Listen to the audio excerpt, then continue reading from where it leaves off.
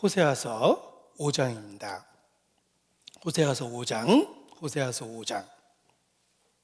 다니엘서 다음에 있습니다. 호세아서 5장 15절, 호세아서 5장 15절부터 6장 1절까지 1261페이지 호세아서 5장 15절로 6장 1절까지 함께 제가 읽겠습니다. 내가 내 곳으로 돌아가서 저희가 그 죄를 뉘우치고 내 얼굴을 구하기까지 기다리리라. 저희가 고난을 받을 때 나를 간절히 구하여 이르기를 오라. 우리가 여호와께로 돌아가자. 여호와께서 우리를 찢으셨으나 도로 낫게 하실 것이요 우리를 치셨으나 싸매어 주실 것임이라. 여호와께서 이틀 후에 우리를 살리시며 제3일에 우리를 일으키시리니 우리가 그 앞에서 살리라. 그러므로 우리가 여호와를 알자. 힘써 여호와를 알자. 그의 나오심은 새벽빛같이 일정하니 비와 같이 땅을 적시는 늦은 비와 같이 우리에게 임하시리라 하리라. 자, 저희가 고난을 받을 때 나를 간절히 구하여 이르기를 오라. 우리가 여호와께로 돌아가자 하리라 할 것이라고 말씀하셨습니다. 사람은 등 따시고 배부르면 점점 더 하나님으로부터 멀어지고 죄를 짓게 됩니다.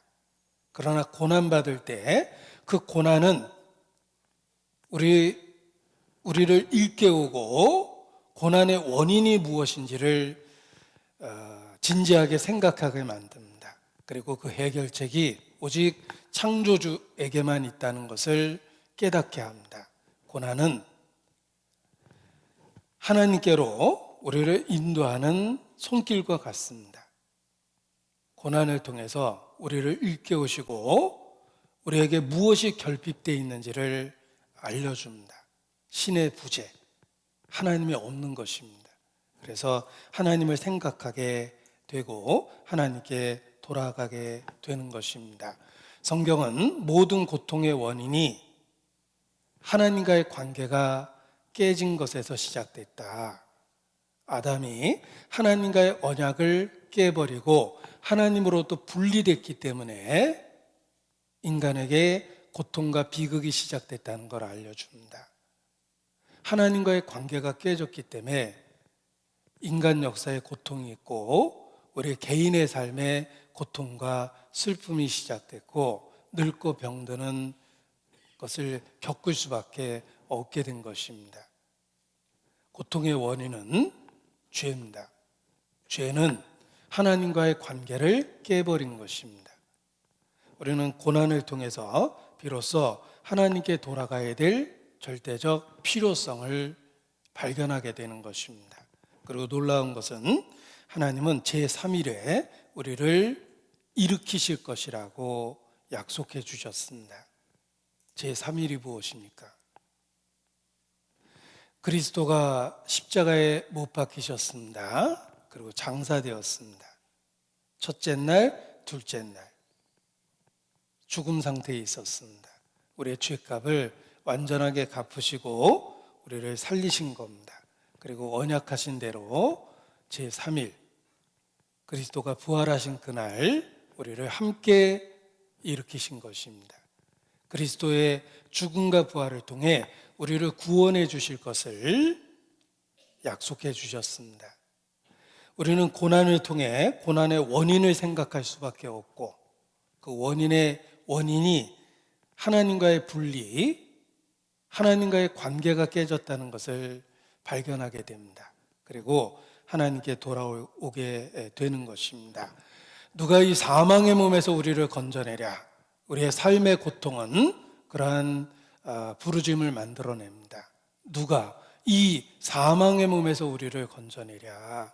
정답은 그리스도입니다. 하나님은 그리스도를 통해서 우리를 회복시키시고 구원해 주십니다.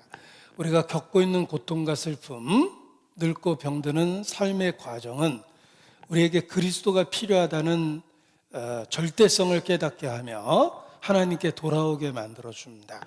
이 모든 것을 회복하시는 방법이 바로 그리스도입니다. 하나님은 그리스도 예수를 통해서 인간 역사를 회복하시며 우리 개인의 삶을 회복해 주시는 것입니다.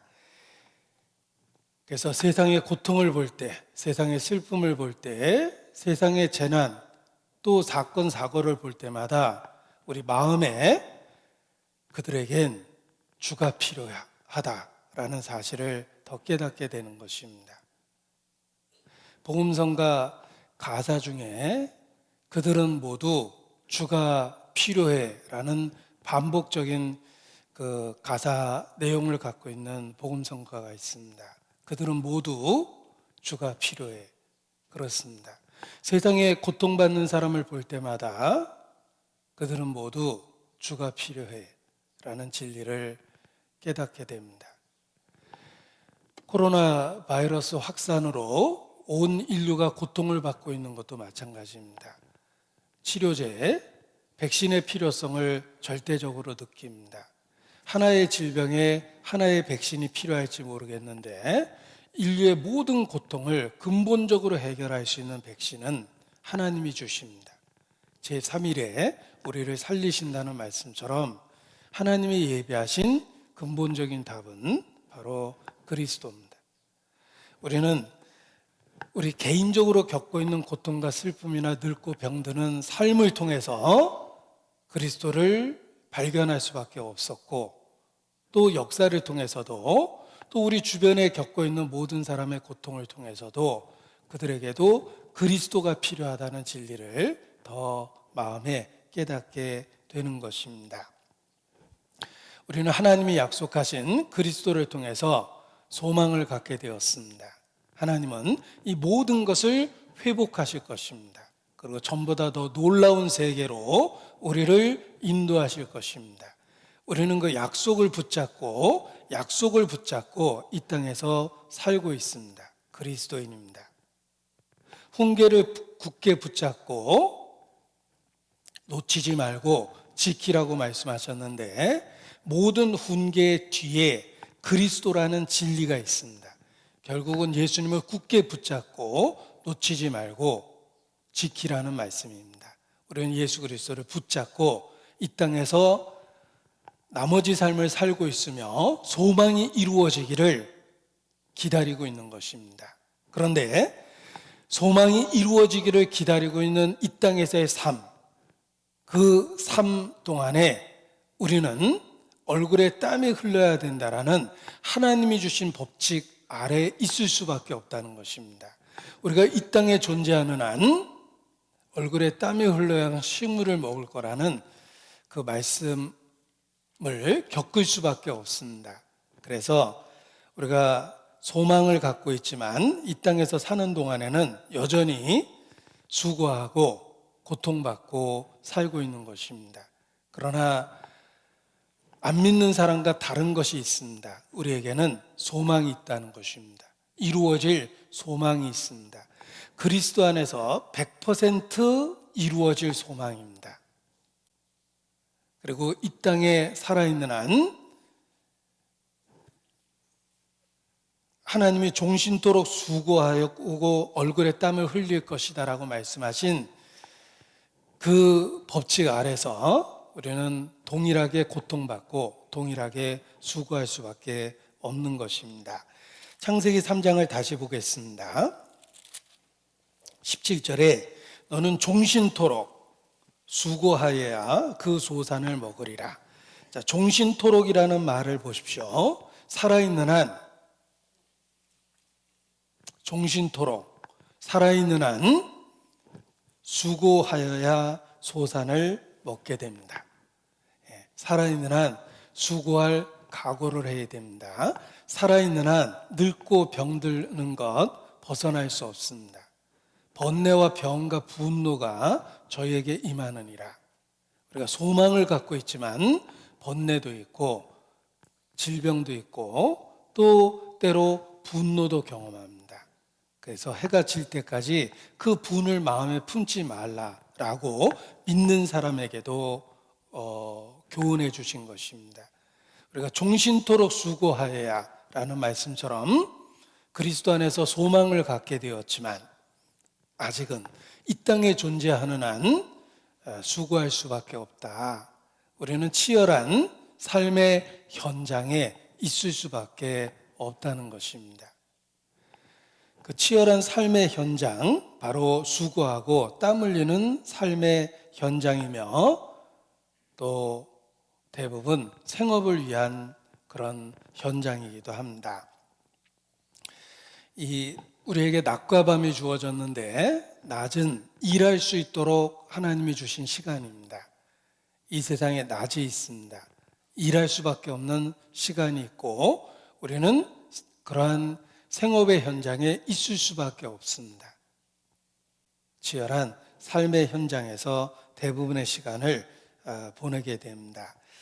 일주일에 최소한 근로기준법을 적용해도 40시간씩 이상 일을 할 수밖에 없고 1년이면 50주 이상, 일생이면은 40여 년 이상 그 생업의 현장에서 일할 수밖에 없습니다. 종신토록 수고해야 된다라는 이 말씀처럼 살아있는 한 근로는 피할 수 없는 것입니다. 종신토록.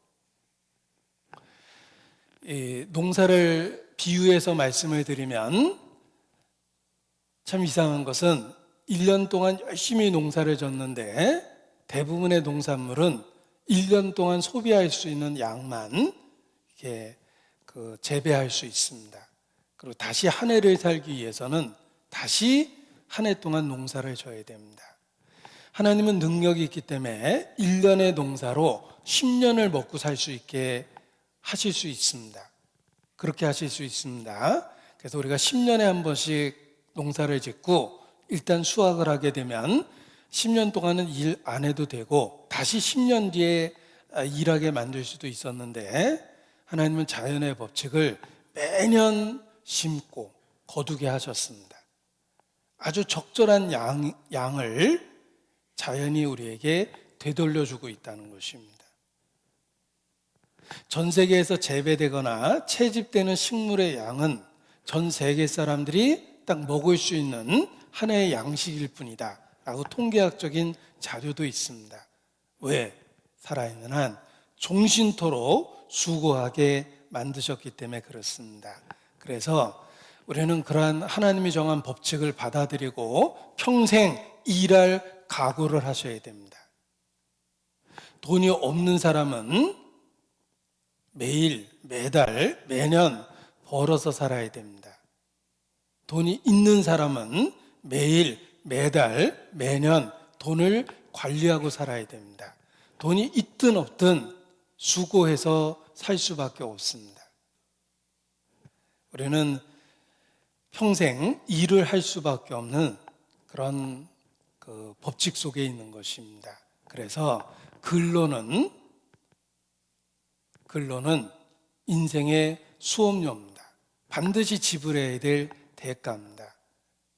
그래서 평생 일하고 살아야 되겠다는 그런 결심부터 해야 됩니다. 받아들일 수밖에 없는 것입니다. 우리가 개인을 소개할 때 이름, 주소, 생년월일, 가족관계 이것이 개인에 대한 정보일 겁니다. 그 정보 중에 필수적인 또 하나가 직업입니다. 무직도 직업란에 쓸 수밖에 없습니다. 지금은 아무 일 안 하고 있다라는 뜻이지만 우리는 삶의 현장에 있을 수밖에 없습니다. 전업주부도 간접적으로 근로에 참여되어 있기 때문에 직업란에 전업주부라고 쓸 수밖에 없습니다. 연금 생활자도 연금을 관리하면서 나름대로 나머지 삶을 정리하고 있기 때문에 그도 직업란에 그런 것을 설명할 수밖에 없습니다. 우리가 살아있는 한은 얼굴에 땀이 흘러야 된다라는 근로의 법칙을 벗어날 수 없다는 것입니다. 국민의 의무도 마찬가지입니다. 국방의 의무가 있고 납세의 의무가 있는데 그리고 또 하나 피할 수 없는 것이 국민이라면 근로의 의무가 있습니다. 하나님의 나라에도 마찬가지입니다. 우리는 믿는 사람으로서 100% 성취될 소망을 갖고 있지만 이 땅에 있는 한 근로의 의무를 갖고 있다는 것입니다. 얼굴에 땀이 흘러야 식물을 먹는다는 법칙 아래 있다는 것입니다. 그래서 성경에서는 일하기 싫거든 먹지도 말게 하라 라는 말씀이 있습니다. 살아있는 한 일할 수밖에 없다는 것입니다. 이것을 받아들이면 어떤 의미에서는 마음이 편안해집니다. 대부분 우리는 일하고 살려는 마음보다는 빨리 일하고 나머지 인생을 살려고 계획을 세웁니다. 우리 인생 계획이 그렇죠. 내가 지금 열심히 일해서 나머지 인생은 쉬면서 여행이나 다녀야 되겠다. 이렇게 생각하면서 필요한 것보다 더 많은 걸 쌓아놓으려고 하면서 걱정거리가 많아지는 것입니다. 그래서 성경 경고하기를 부하려 하는 자들은 시험과 울무와 여러 가지 어리석고 해로운 정욕에 떨어지나니 돈을 사랑함이 일만하게 뿌리가 된다고 경고하고 있는 것입니다. 돈은 쌓아놓고 사는 것이 아니라 벌면서 살아가게 하신 것입니다. 그래서 살아있는 한은 일할 수밖에 없다라는 것을 받아들이는 것이 필요합니다. 누구든지 종용이 일하여 자기 양식을 먹으라. 살아있는 한 일할 수밖에 없는 것입니다. 삶의 현장에 있을 수밖에 없습니다. 근로는 수고하고 땀 흘리는 것은 삶을 위한 수업료요 반드시 지불해야 될 대가다. 살아있는 한 종신토록 편하게 살 생각은 처음부터 포기하셔야 됩니다. 일하고 사는 것이 하나님이 정한 법칙이라는 것입니다. 종신토록 수고하여야 그 소산을 먹으리라. 종신토록 살아있는 한 그렇습니다. 자, 그래서 이 직업이라는 개념이 바뀌게 됩니다. 직업은 한때 갖는 것이 아니라 살아있는 한 모양만 바뀌지 평생 일해야 되는 거다라는 개념으로 바뀌게 되며 그 일하는 삶의 현장에서 하나님과 동행하며 사는 것이 신앙생활이라는 것입니다. 우리가 교회에 와서 함께 있을 때 신앙생활하고 그리고 삶의 현장으로 돌아갔다가 다시 교회에 와서 신앙생활하는 것이 아니라 어디에 있든지 우리의 삶의 현장, 그 자리가 하나님과 동행해야 되며 하나님께 영광을 돌려야 될 예배의 장소라는 것입니다. 특정한 시간에 모여서 예배하는 것이 아니라 우리의 인생 자체가 하나님께 드리는 예배며 내가 살아가고 있는 그곳이 하나님께 영광을 돌려야 될 그 자리입니다. 그래서 신앙생활의 개념이 바뀌는 것입니다. 내가 살아가는 삶의 현장, 그곳이 하나님을 섬겨야 될 예배의 장소가 되는 것입니다.